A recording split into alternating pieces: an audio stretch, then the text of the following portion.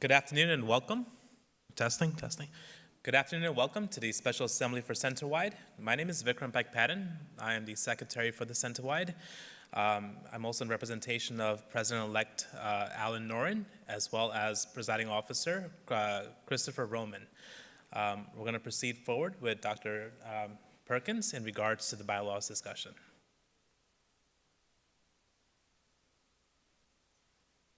Thanks, Vikram. Thanks, everybody. So this is our second special assembly to talk about the new bylaws. And you can see here on my first slide the names of the committee of the bylaws. We had representatives from each of the schools and colleges on the committee, and I want to thank them for all the hard work they did and the just congenial atmosphere of the committee work. And we also want to thank all the past members of the bylaws committees who did a lot of this work before I was chair. Here are some of the reasons for the new bylaws. Our current bylaws date from 1973. So these are the bylaws for all the faculty and professional staff of downstate. One of the reasons for the new bylaws, obviously, is the name change of our university. We also have a School of Public Health that didn't exist in 1973. And the rules about senators and alternate senators to the statewide SUNY University Faculty Senate have changed, so we needed to make those changes. There's also now ambiguity in the current bylaws about what the makeup is of the Centerwide Executive Committee due to some of the changes. And we've been having difficulty meeting a quorum to hold executive committee meetings, so that was another reason for the change. And we needed rules governing vacancies. So the Bylaws Committee's been working for a long time, and our work has been informed by the bylaws of the SUNY University Faculty Senate, the policies of the Board of Trustees of the State University of New York, and the bylaws of the faculty and professional staff of other SUNY schools were useful. We worked and we got input from a lot of people. I'm not going to read every line here. Then on November 15th, we had our first special assembly meeting to discuss the proposed text and to receive input. And so then we incorporated some of those edits into the bylaws text. And on December 13th, the executive committee voted unanimously to approve the final proposed text in preparation for the election. And that final text was sent to you on January 30th, along with the old bylaws, so you could compare, and also sent out again today. And then the last line there is this special assembly here now to discuss the bylaws text and get your questions answered. So this is our final meeting before the vote. And I want people to feel like they can ask any question that anything they're still concerned about so that you can vote with confidence. So what's our voting procedure? So the voting is going to open within 2 days from today. And the entire faculty and professional staff of SUNY Downstate will vote. It'll be an electronic ballot. And it's just going to be a yes or no vote whether to approve the entire new document for the bylaws. That voting will remain open for 2 weeks, and then we need a 2/3 majority of those voting to approve the new bylaws. And the outcome of voting will be announced within 2 weeks of close of voting via Downstate email. And I just want to say, we really want people to vote. We'd like a big turnout. And any question you have, if you don't get it answered today, you can certainly email me, catherine.perkins@downstate.edu anytime if you have a question before you vote. I wanted to pause right here just to see before I start into this, if anybody has a question about the voting procedure or anything before I start talking about the document, just give people a chance. You see anything coming in there? Just let me know, Vikram, if anything comes in. I'll go ahead and start, but feel free to write in if you're on the live stream, you can write in comments or questions. And then Vikram can tell me and I can answer them here for you. Because I really do want to make sure you get to ask your questions or make your comments today. So the bylaws were emailed to you, and what the committee did was put significant additions in blue font. If there was a significant substantive change, it was put in red font. And then there's a little commentary following each article. So it'll say, oh, this was found in the old bylaws in whatever place. If there was a change made, it'll say, you know, what the motivation for the change was. Here are a few highlights of changes. This is certainly not all of them. Article 1, we changed the name. So we've been informally calling this the Center-wide Assembly of Faculty and Professional Staff. But since we're not calling ourselves Downstate Medical Center anymore, we're proposing to change that to Downstate Assembly of Faculty and Professional Staff. Article 4 is the goals, rights, and responsibilities of the Assembly. And we added some language about promotion and defense of academic freedom and due process. Some of that language was in one of the standing committees, but we put it here also in Article 4. Article 5 is the executive committee membership, and I'll have a slide for that showing you those proposed changes. Article 7 is new, and it's entitled Relationship to Other Entities, and it has a bit about the policies of the Board of Trustees in there, our relationship with downstate administration, with the individual school and college governance, and with student governance. And then Article 10, the senator language, we elect senators who go to the SUNY University Faculty Senate, and because the Faculty Senate changed their rules, we needed to change ours to match, so we did that. A big change in Article 11 is to change from September 1st to July 1st for the start date for terms. This was prompted because the SUNY University Faculty Senate start date is July the 1st. So since we would like to have our elections for our officers at the same time as the senators, it kind of made sense for everyone to start on July 1st so there wouldn't be confusion there. We also have new vacancy language. You know, what if the presiding officer vacates that position in the middle of the year? What do you do? You know, how do you count? Is the start date July 1st just passed, or the July 1st to come? Now that's all cleared up in the new document. And then Article 12, standing committees, had some changes in it too. So in November, we had our first special assembly, and we had some suggested changes, and I just wanted to show you where those have been put into the document. So in Article 4, this change that's highlighted here, to promote communication and collaboration among downstate schools and colleges. So that was added there. That was a suggestion in November. And another one is in Article 7, Section C. And this was Section C, number 5. So previously, it had said the faculty and professional staff assemblies of the constituent schools and colleges shall participate in the development and maintenance of academic standards of their particular school or college, including requirements for admission and granting of degrees. And this was changed a little bit because people were concerned, you know, did the assembly as an assembly have to function and actually vote on things, or is it just that the faculty need to be involved? And actually the policy of the Board of Trustees says the faculty, not the faculty assembly or the faculty governance. So we changed that after that suggestion to the faculty and added or program to particular school or college because some people focus on their particular program. So that was another suggestion, and so we made that change. At the previous special assembly, I did go over Article 5 but I decided to put it here because it is an important change to the document. I mostly decided today not to repeat myself from November, but I thought I should say this part again. So Article 5, membership of the Downstate Assembly Executive Committee. So we have our officers, presiding officer-elect, and secretary. That stays the same. Number 2 is downstate senators and alternate senators to the SUNY University Faculty Senate will be on our downstate executive committee. That's not really a change. It was just ambiguous in the old bylaws because alternate senators apparently perhaps did not exist in 1973. So then it was unclear what we meant in the old bylaws. Did it include alternate senators or not? So now we're making that explicit.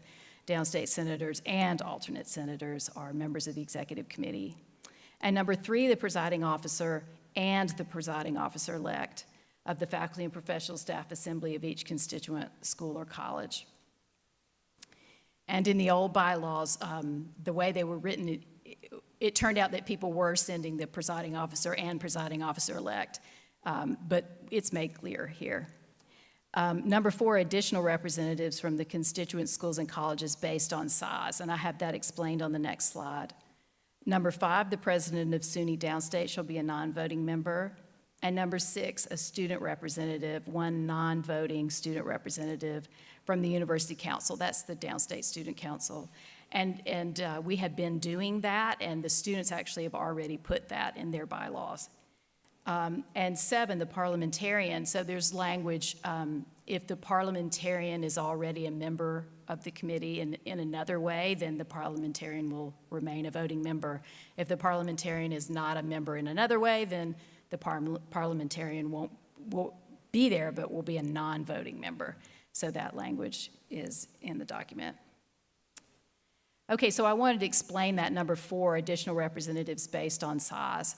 So this model was a compromise, and it was, we came up with it because the SUNY University Faculty Senate has a similar model. So the SUNY University Faculty Senate, each college gets 1 representative and then up to 3 additional depending on their size. So we went with a similar model, so every school or college gets 2 representatives, their presiding officer and presiding officer-elect, and then based on size, up to 3 more representatives on the executive committee. So you can see that there in red. Right now, the only school or college that would get additional representatives is the College of Medicine because it's so huge, but over time that may change, and it'll be easy for it to just happen with the way the bylaws are written now without having to rewrite the language. So you can see it here in the table, a comparison of the current, which is labeled old, executive committee, and the new proposed membership. So in the 1973 bylaws, depending on how you count with the ambiguous language, there were either 31 or 38, 31 or up to 38 members, and in the new proposal, there's 24. So each school or college gets their presiding officer and presiding officer-elect in the new proposal. And then College of Medicine, the way their numbers are now, we get 3 additional members. And then we would have the senators and alternate senators, which is 8, and the officers, which is 3, which will give us 24. This is going to help us meet quorum. So the executive committee meets monthly, and we very often do not have a quorum to conduct business, and it's been very frustrating for us. So we hope for your support with this new arrangement for the executive committee and having the 24 members. So I've got a little pause here for questions or comments. If anybody has a question or comment on anything that's been said so far, feel free either here in the room or to write into the live stream. So Vikram will let me know if you write something in, but I'm just going to keep going, but feel free to write it in. Okay, so I covered the early articles in November, and I believe that recording is still available to you. I got partway through this Article 12 standing committees of the Downstate Assembly, but not all the way through it. So I'm going to pick up sort of where I left off last time. But I want you to know that if you have questions about other articles, now is the time to ask, even though I've skipped over it. So feel free, please. So here we are in Article 12, and this is the standing committees of the Downstate Assembly of Faculty and Professional Staff. And these standing committees have not, for the most part, have not been functioning lately. The Bylaws Committee obviously has been functioning. It's one of the standing committees, and the Nominations and Elections Committee has been functioning. But these other committees at the downstate-wide level have not been functioning. Hopefully they have been functioning in your individual school or college. So we hope that this will rejuvenate them.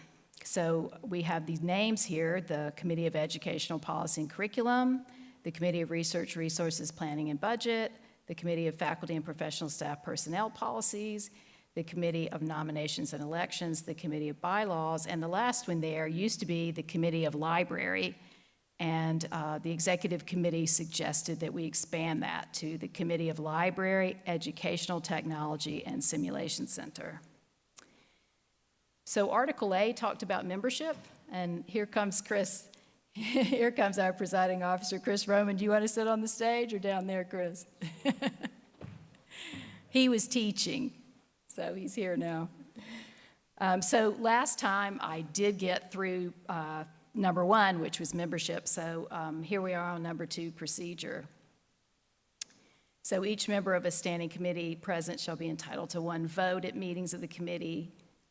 And it says see section B, 1C for voting rights of the presiding officer. And we did send this document to Henry Flax, who's the parliamentarian for the statewide SUNY University Faculty Senate, who suggested that we add that part in bolded blue. Okay, great. So I'll just finish this one little thing and then I'll get the question. The chair of the standing committee should abstain from voting except to break a tie vote. So we added that on the advice of Henry Flax. So we have a question coming in. There's a question from Nick Pennington. How are the extra members chosen? Are they appointed by the COM? How are the extra members chosen? Are they appointed by the College of Medicine? Correct. Right. So the College of Medicine is in charge of determining that. Okay. How their extra members are chosen. There's another question from user NP. Do the new bylaws allow NPs, nurse practitioners, NPs, I'll ask for clarification. Do the new bylaws allow NPs to work as independent providers at SUNY Downstate, ? Or do we still have to work in collaboration with attendings, ? Okay, so there's a question about nurse practitioners. There's no specific language in the bylaws about nurse practitioners. So I don't think that the bylaws of the faculty governance is what controls that. So as it stands, there is no language in the bylaws about that. Thanks for that question. Do we have any more? No. Okay. So this is great, so keep writing in. And we added 2B here about remote attendance, allowing remote attendance at meetings. And then the quorum is a majority of the voting faculty and professional staff members. So some of our committees have student members on them, and that's the main reason for having C there. For D here under procedure, we added the part in blue, each year at the September meeting of the executive committee. The committee shall elect the executive committee representative for each of the standing committees, who shall then convene the initial meeting of the standing committee to which they have been assigned. In the case of the nominations and election committee, the presiding officer is the representative from the executive committee, and in that role shall convene the initial meeting of the nominations and elections committee. Then that committee elects their chair. That's the way that works. That's an F there. So the black font was already there and hasn't been changed. The term of office of each committee member is determined by the constituent school or college, is G. H we added new, if the executive committee determines that a standing committee has not convened or is not functioning, the executive committee may vote to replace the executive committee representative for that standing committee or the chair of that committee. So we want our standing committees to function. Okay, so moving on. That was a kind of obvious addition in K in blue there. And you can see that these that these standing committees can create subcommittees. They're in L. And in M, these standing committees can have open hearings, and it has a little bit about that there. And in N, when they submit their report, a minority who had a different opinion is entitled to submit a report at the same time. So that's general rules for the standing committees. And then what happens next in here is listing each individual committee and what their function is and what their membership is the part that comes next. Okay, so we have the Committee of Educational Policy and Curriculum. And you can see that, and this is the kind of the basic way, 5 of the members shall be the chairs of the committee with the comparable responsibilities function in their school or college. The 6th member is that representative from the Downstate Assembly Executive Committee. For this one, the 7th member shall be an additional representative from the College of Medicine, from their committee with the comparable responsibilities and functions. And that's the way it was in the old bylaws, and College of Medicine requested that we leave it like it was. And then the next one, there shall be 1 student member from each of the constituent schools or colleges chosen by the student governance of that school or college. So that part in blue wasn't there before. It was kind of implied, but it wasn't there. And 1 is in pink because it was 1 for almost all the schools and colleges. It had been 2 for College of Medicine, but we're making them all 1 now. Okay, and then I just listed here the new functions that were added in blue. So these are the new ones. So D, investigate opportunities for interdisciplinary and interprofessional teaching and learning that involve multiple schools and colleges at SUNY Downstate. E, stay apprised of educational policy changes and educational opportunities that develop on a SUNY-wide level and inform the Downstate Assembly Executive Committee. And F, refer any needs regarding educational technology that are identified during committee deliberations to the Committee of Library, Educational Technology, and Simulation Center, particularly those affecting multiple schools or colleges. So those items in blue were added. The next standing committee is the Committee of Research, Resources, Planning, and Budget. And that committee membership is similar. It's got the chair of each of the committees with similar responsibility in the individual schools. And so B is similar as well. On to functions, there were some functions added. So you can see there in B, with the approval of the Executive Committee, establish ways to encourage and facilitate research collaborations among the Downstate Assembly members, particularly across the schools and colleges. And C, with the approval of the Executive Committee, engage with the Research Foundation and other research-related entities to facilitate growth of research at Downstate. So that one was added. D and E, you can see were already there. So they're about research. And then we get on to sort of more budget-related things, but these were already there, F, G, and H, as part of this committee function in the old bylaws. And I and J as well were in the old bylaws. Okay, our next committee is the Committee of Faculty and Professional Staff Personnel Policies. And similarly, it's the chairs of the comparable committee in the various schools and colleges that comprise the committee. Okay, their functions you can see in red and B. When it was originally written, it was pre-union, and so it originally said salary scales and fringe benefits. So that's been changed now. So faculty and professional staff workloads, safety and health, amenities, and related matters. So that language was changed.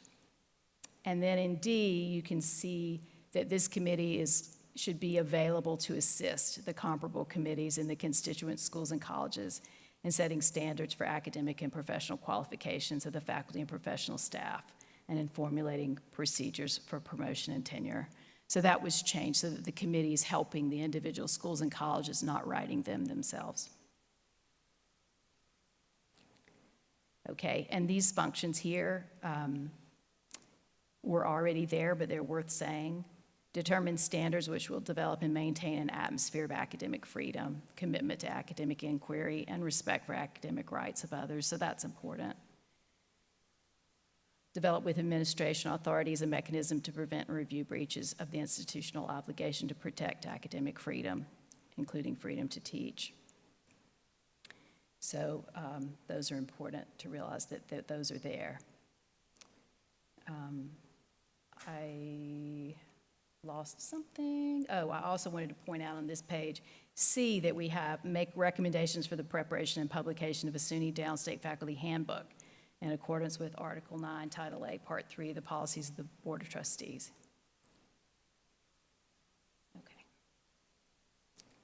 Okay, and then the next one is the Committee of Nominations and Elections, and again, that membership is made up of the chairs of the comparable committee from the schools or colleges. B, the committee will be initially convened by the presiding officer, but will elect its own chair at its initial meeting. The part in blue is new. If the presiding officer is unable to convene the initial meeting, it may be convened by the presiding officer-elect. And these functions haven't changed for the Committee of Nominations and Elections. They're what you would expect them to be. This was added, potential conflict of interest. Members of the Committee of Nominations and Elections may be nominated for office, but must recuse themselves from the election administration. That was added. Okay, Committee of the Bylaws. Again, the membership is similar. It's the chairs of the Committee of Bylaws and the constituent schools and colleges. The functions of this committee did not change, but I wanted to highlight a couple given that we're hoping you will vote yes and we'll have a brand new bylaws. So under functions in C, this committee reviews the bylaws of the constituent schools and colleges and provides support for them to make sure that they're consistent with the policies of the Board of Trustees and the bylaws of the Downstate Assembly of Faculty and Professional Staff. And in D, it says that this committee will assist the comparable committee in the schools and colleges to edit their bylaws when there's been a change in the downstate faculty and professional staff bylaws. So to get them in compliance, so that there's no contradiction within a year of that change. So that's what D said. So I just wanted to highlight that so the schools and colleges will know that the bylaws committee is there to help them if they need help. Okay, and then section F is the Committee of the Library, Educational Technology, and Simulation Center. So this committee has 10 voting members. This one's membership is a little bit different than the typical. So the first part is the same. 5 of the members shall be the chairs of the committee with the comparable responsibilities, functions in their school or college. The 6th is the same as the others, shall be a representative from the Downstate Assembly Executive Committee. The 7th shall be an additional member from the College of Medicine's committee with comparable responsibilities and functions. And there was this member before in the old bylaws. The 8th voting member shall be a member of the library staff. And that member is elected by the library staff. And that was also in the old bylaws. The 9th member has been added, shall be a Downstate Assembly member working in Educational Technology or Simulation Center and shall be appointed by the Downstate Assembly Executive Committee each year. The 10th member will be a student member. We added that, provided by the University Council. That's the student council. And the committee will be initially convened by the member from the Downstate Assembly Executive Committee, but will elect its own chair at its initial meeting. So that's like the other committees. So the reason there's so much red here is apparently the Committee of the Library used to be seen as a very important and different committee, and there was a center-wide election for the chair of the Library Committee, but we switched it to be like the other committees. Functions, so there's some new functions to go along with the new name. So periodically review the needs of downstate faculty and professional staff with regards to the library, educational technology, and simulation center, review existing capabilities, and make recommendations to the Downstate Assembly Executive Committee. And D is new, periodically review policies and procedures related to educational technology. E is related to simulation center. F is confer with the Committee of Educational Policy and Curriculum regarding educational technology needs they have identified, particularly those affecting multiple schools and colleges. Okay, so that was the standing committees.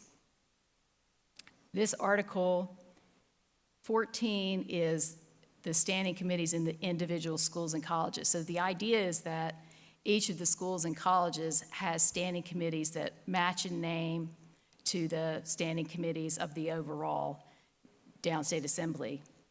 But you can see there in 1, they're not required to. So if you see that change in language, each constituent school or college shall have the following standing committees, subcommittees, or standing committees, subcommittees that cover these functions. So some of the schools lump them together, a couple of them together, or have a slightly different name. That's totally fine. So, but you can see that those are the same as the ones I just went through, and then has the last one is new, just for the individual schools and colleges. Committee of Academic and Professional Qualifications, CAPQ, and that is as it was in the old bylaws. Okay, and then it goes on here, and this hasn't been changed. It says each constituent school or college should also have an executive committee. They can have additional committees or subcommittees as they see appropriate. The membership and function is specified by the individual school or college. All positions should be filled by election or by appointment by the executive committee of the faculty.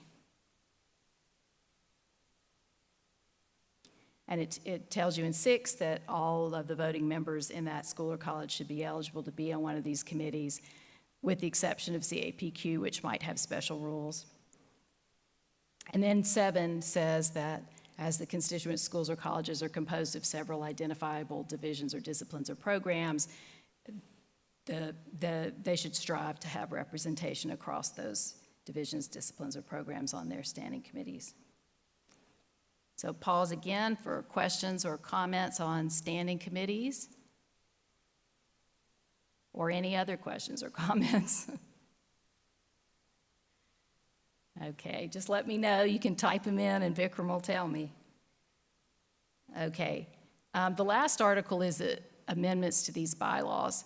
And since we're doing that now, proposing to change the bylaws, I was particularly aware of the ambiguities or, lack of direction in the current bylaws. So we worked on making the procedure a little bit clearer here in our revision to the bylaws. So the first part, Section A, is initiation of amendments and their inclusion on the ballot. So 1, the Committee of Bylaws may initiate an amendment. 2, the Executive Committee may initiate amendment.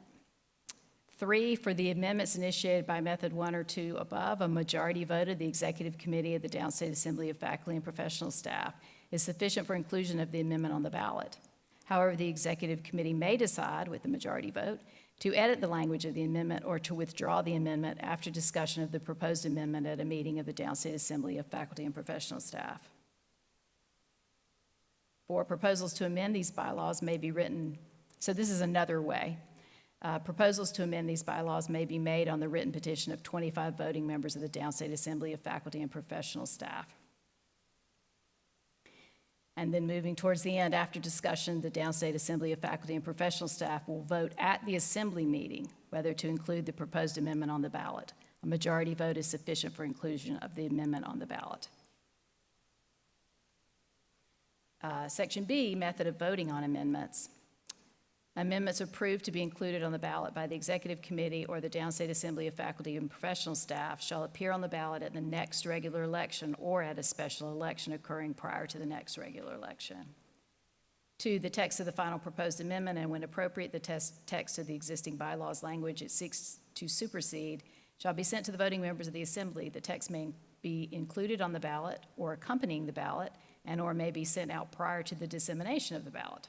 For major proposed amendments that have not been presented at an assembly meeting, the text of the final proposed amendment, and when appropriate, the text of the existing bylaws language it seeks to supersede, shall be sent by the Secretary of the Downstate Assembly of Faculty and Professional Staff to the voting members of the Assembly at least 2 weeks prior to the vote. The vote shall be by secret, secure, electronic ballot. Voting shall be open for 2 weeks.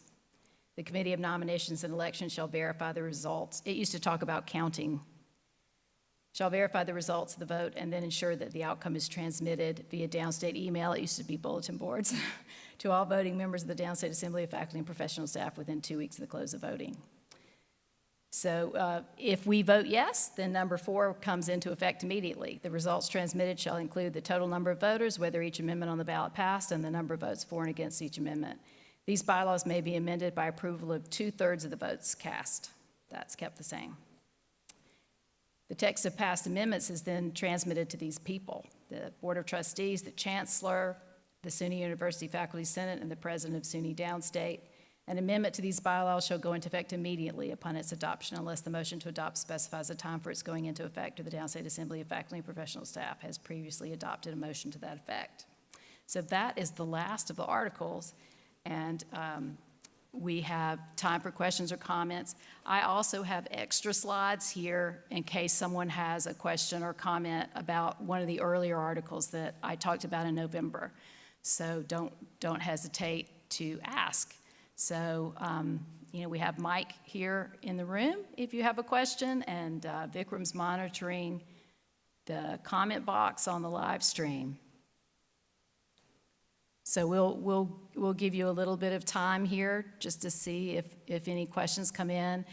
And while we're waiting, I just want to really encourage you to vote, and please to tell, all your colleagues to vote.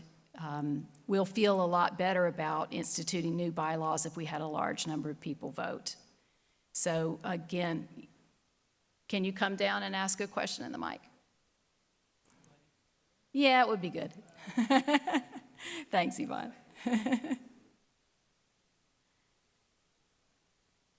You probably have to turn it on.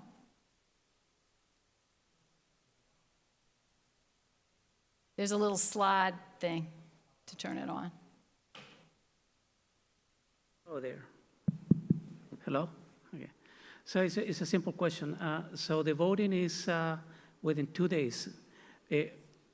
When is going to have, let's say, if it vote yes, when is it going to have in effect the new laws? Right, so the way the voting's going to work is the voting should open within 2 weeks of this assembly, and then it'll remain open for 2 weeks. If the vote is a yes vote, then the new bylaws go into effect immediately. Immediately? Yes. Right. Okay. Thanks.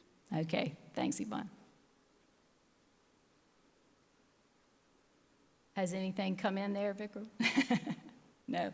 Okay, so I'll say again, please feel free to either write to the center-wide email, which was there on the announcement for this special assembly. It gives you the center-wide email address, or you can write me directly as chair of the bylaws committee. So that's Catherine with a K, Catherine.Perkins@downstate.edu with any question at all that you have.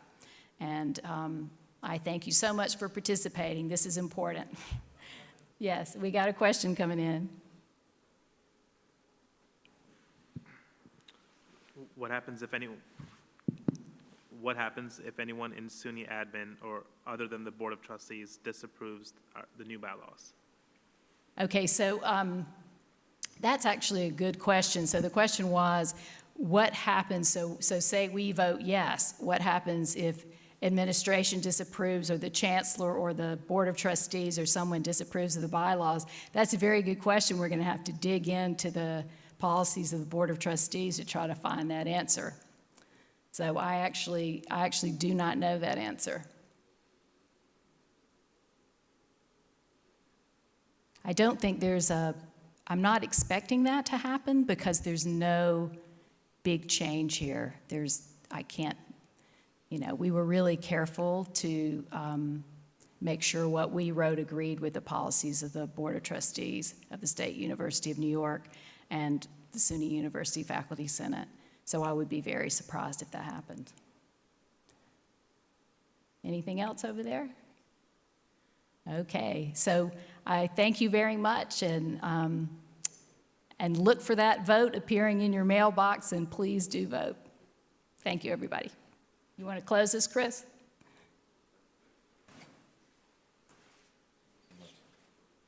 Just to say thank you, everyone in the audience, particularly to Kathy Perkins, who's led this effort, and Vikram for opening and really making sure that all of this was moving forward It's only because of your efforts that we've been able to get this far. So I echo Catherine's appeal to vote, to open that email and make your opinion known, because the stronger the number of votes that we have, then if there are challenges enacting them, then that's a much more stronger position to be in. So please vote.